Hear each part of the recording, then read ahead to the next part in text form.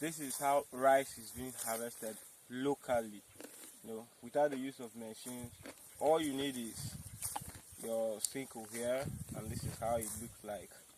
They are very sharp. So you hold it this way, and this you hold the rice from the root, then you cut. And this is how to harvest rice locally. This is how it is being done. Then you separate it. But the disadvantage with harvesting of rice locally is this: if you're not careful, you injure yourself.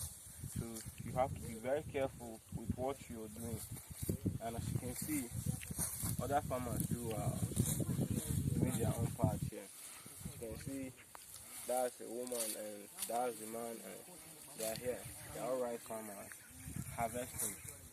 Though this rice is overdue, it has stayed for more than 200 days.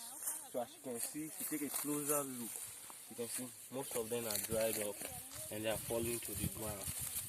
So you are supposed to harvest it highest when it is 150 to 200 days. It is set for harvest.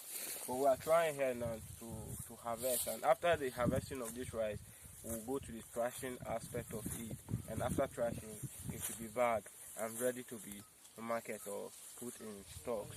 And this is how rice is harvested. This is Benue State. Thank you.